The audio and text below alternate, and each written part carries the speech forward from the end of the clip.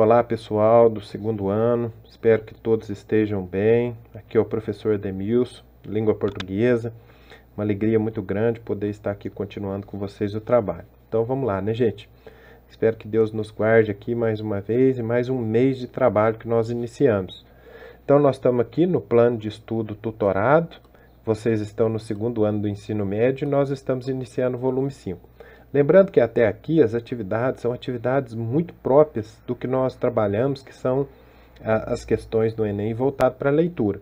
Então lembra que lá no Enem nós temos 45 questões de língua portuguesa, 5 questões de língua estrangeira, que vocês trabalham na outra área aí, 40 questões na parte de língua portuguesa. Essas 40 questões dependem muito de leitura. Na verdade, todas as matérias dependem muito de leitura. Se vocês aprimorarem aqui através das atividades do PET, a capacidade de leitura, né, estratégias, procedimentos de leitura, vocês vão ver que vai ajudar muito vocês em história, em geografia, filosofia, sociologia, até física, química, matemática. Vocês dependem muito, porque ao ler bem a questão, você se dá muito bem com todas essas atividades, tá joia? Então vamos seguindo com calma aí, principalmente Bom, então nós iniciamos aqui. Nesse volume 5, nós teremos novamente 4 semanas, e aqui um pouquinho distribuído. Na primeira semana, que é a que nós estamos aqui, nós vamos trabalhar a literatura brasileira. Muito cuidado, porque eu expliquei para vocês. Isso é muito importante para as questões do Enem, de vestibular, sempre cobrando a literatura. Depois, na segunda semana, nós vamos trabalhar de novo a literatura. Na terceira semana, nosso foco será o quê? O gênero textual, texto e contexto. Na semana 4, nós vamos trabalhar a textualização do discurso poético. Lembrando que a textualização do discurso poético nós já trabalhamos bastante no PET número 4. Mas esses procedimentos, estratégias de leitura são fundamentais que a gente continue trabalhando. Bom, semana 1, o que nós vamos trabalhar? A literatura brasileira e outras manifestações culturais. Então não é só aprender a matéria na escola para tirar nota, passar de ano, fazer um vestibular, fazer o Enem e passar. Não, nós estamos trabalhando aqui também a construção cultural, tá joia? E aí nós temos a literatura brasileira, que nós também trabalhamos com a literatura portuguesa. Qual que é a habilidade que nós vamos desenvolver aqui, gente? A nossa habilidade principal aqui vai ser relacionar diferentes textos literários com textos de produção. Nós já trabalhamos esse conceito de texto literário, que é aquele texto que ele não tem apenas um caráter informativo. O texto literário ele tem todo um trabalho de linguagem, aprimoramento do desenvolvimento da nossa capacidade estética, tá joia? Além disso, nós temos aqui o contexto de produção. Quais são os conteúdos relacionados, gente? Nós vamos aprender a valorizar a leitura literária, que é sempre muito importante aqui a leitura literária, para que a gente possa desenvolver o caráter cultural da nossa compreensão. Além disso, olha que interessante, a forma de compreensão do mundo e de si mesmo. Nós vamos aprender também a caracterizar, a partir da leitura de textos literários, as formas de representação do imaginário brasileiro. E sempre muito importante, nós já aprendemos em um PET aqui, a diferença entre interdisciplinaridade, interdiscursividade e intertextualidade.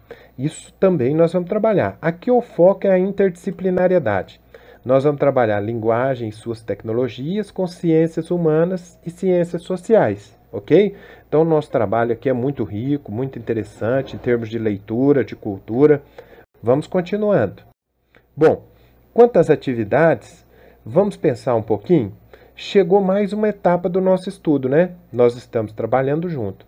A gente sabe que a leitura ela é fundamental, principalmente a leitura é de fundamental importância para o desenvolvimento das pessoas, para a nossa formação social e também para o lazer. Então a leitura ela tem essa tríplice função. Ela desenvolve nossa forma pessoal, ser humano, né? Ela traz a formação social e a nossa leitura por prazer, a leitura por lazer. Nesse pacote, os mais variados aspectos, que vão desde a linguagem, passando pela sensibilidade, pela emoção, até a criticidade e o exercício da reflexão, são fundamentais para as diferentes aprendizagens. Através das diversas leituras que realizamos, nos apropriamos de um vasto conhecimento sobre os diferentes lugares. Descobrimos um novo mundo de culturas e saberes, muitas vezes sem fisicamente sairmos do lugar. Olha que frase interessante que nós temos aqui, ó. A leitura é para o intelecto, que exercício é para o corpo humano. Aqui nós temos uma grande tradição, né, que vem lá da Roma antiga, mente sã, corpo são. Então, se nós trabalhamos o nosso corpo, e hoje em dia a gente vê, né, nós vivemos a era da imagem, de todas as redes sociais, as pessoas exibem, né, os corpos perfeitos. É hora de deixar a nossa inteligência sadia também, trabalhar a nossa cultura, o nosso intelecto, a nossa capacidade de inteligência. Tá joia? Bom, continuando aí. Importante salientar que ler deve ser um processo contínuo, pois envolve uma compreensão que não se extingue com a decodificação de palavra escrita. A decodificação é o primeiro passo da leitura. Eu já expliquei para vocês, a gente vai decodificar. Além disso, nós vamos refletir, sintetizar. Então, o que se antecipa e se alonga na inteligência do mundo. Aqui nós temos uma citação, Orlandi, para Orlandi, 2003. A produção do sentimento está no modo como a leitura se relaciona entre o dito e o compreendido, aquilo que foi escrito e o que você, quando leu, compreende. O ato de ler, gente, implica, segundo o grande pedagogo Paulo Freire, na percepção crítica, na interpretação, na reescrita e na reelaboração do que lemos. Então, olha como que o ato de ler é complexo e profundo, né? A nossa primeira atividade é uma atividade muito boa aqui, muito interessante. Ela fala: leia esta frase de Cora Coralina. Cora Coralina, ela se dedicou à poesia. Ela foi uma mulher que inicialmente não pôde fazer seus estudos, né, porque tirou lá o que seria mais ou menos hoje aí o quinto, sexto ano, e aí teve mulher, filhos, mudou para Goiás, mas lá ela foi aprendendo a ler com os filhos e desenvolveu a sua poesia. Hoje a sua poesia é reconhecida mundialmente. Aí pede aqui pra gente, ó, reflita. Essa aula nossa é uma aula de leitura e reflexão sobre ela. Depois produza. Você também uma frase. Então, nessa atividade, depois de tudo isso que a gente vai estar lendo aqui sobre conhecimento, leitura e a escola, você vai produzir uma frase sua. Então, nós já lemos ali um pouco e vamos ler aqui. O que a Cora Coralina diz? O saber, a gente aprende com os mestres e com os livros. A sabedoria se aprende com a vida e com os humildes. Olha que genial, gente. Então ela faz uma diferença aqui entre o saber, que é intelectual, é cultural, e a sabedoria, que é prática, que é vida. Bom, depois que você escrever a sua frase, aí preparando para número 2, nós vamos ler. O ensino da literatura está integrado à área de leitura e dos estudos dos gêneros discursivos. Por isso dialoga com a resenha, sinopse, síntese, reportagens, ensaios e outros que falam sobre a literatura e que são imprescindíveis para você, esse jovem leitor do ensino médio que você é, tá certo? Compreender alguns aspectos teóricos em relação à forma de o autor dizer as coisas do jeito que diz, pois somente ele sabe o efeito de sentido que é sempre muito cobrado no Enem, que deseja provocar em seus leitores. Por exemplo, aqui nós temos o grande Machado de Assis, que para muitos é considerado o maior autor da língua portuguesa no Brasil. Ele escreveu um livro genial, que é o livro Memórias Póstumas de Brás Cubas, que vocês podem pegar aí. Vamos ver o iniciozinho do livro? Diz assim: algum tempo hesitei se devia abrir essas memórias, então veja que é um livro de memórias, pelo princípio ou pelo fim. Então ele já começa a provocar aqui.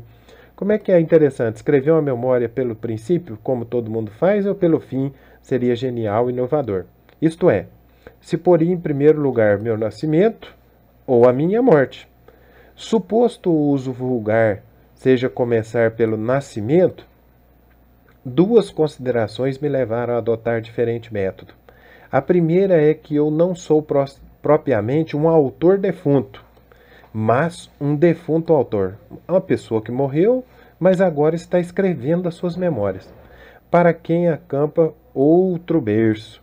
A segunda é que escrito ficaria assim mais elegante, mais novo. Moisés, que foi o grande legislador hebreu, que vocês estudam em história, também contou a sua morte.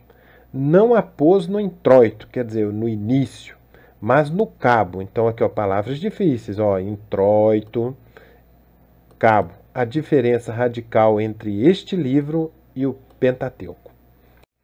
Bom, aí na correção das atividades, aqui na atividade 2, diz: após a leitura do trecho acima do livro, Memórias Póstumas de Brás Cubas, de Machado de Assis, responda as questões. Qual das justificativas apresentadas pelo autor lhe pareceu mais interessante para iniciar a escrita do livro pelo fim? É a sua opinião. Eu aqui deixei apenas uma ideia para vocês. Ó, as memórias foram escritas por um defunto autor, ou seja, um narrador personagem que conta a sua vida depois de morto, do além-túmulo. A sequência aqui, ó. Qual o motivo de Moisés fazer parte desse início da escrita do livro Memórias Póstumas de Brás Cubas, de Machado de Assis? Também coloquei uma resposta aqui, mas só para ajudar vocês a refletir. Ó. Comparar o seu relato com o Pentateuco, que é um livro sagrado, histórico, fundador de uma tradição religiosa atribuída a Moisés, um profeta universalmente importante, insinuando que a diferença radical entre este relato e o seu seria apenas o fato de Brás narrar a sua existência partindo da morte e Moisés seguindo a cronologia normal, tomando o nascimento como início. Agora olha a terceira aqui, ó. Retire do texto as palavras que você, é pessoal, não conhece. Com a ajuda de um dicionário, coloque os significados levando em conta o contexto em que se encontram. Lembra que eu acabei de citar ali a palavra introito? É uma palavra bem difícil, tá joia, pessoal? Bom, aqui tem uma leitura para vocês mesmos lerem. Leiam com calma. Os que estão com o PET aí impresso, ler e grifar, procurar destacar. Pessoal, assim a gente chega aqui no final da nossa primeira aula da primeira semana do PET volume 5. Espero que vocês façam com muito cuidado, muito capricho, muito carinho as nossas atividades. Continue destacando com canetas, cores diferentes, tudo muito bonito no nosso caderno, né? Mostrando que o nosso caderno é um caderno inteligente, assim como a nossa técnica de estudo. Essa semana também eu quero que vocês observem lá no aplicativo Se Liga Educação, que vocês têm prova para fazer, prova diagnóstica, tem que fazer a prova, gente. Vocês estão com a internet, com tudo para usar, então fica muito fácil, tá joia? Um abraço, fiquem com Deus, até a próxima vez.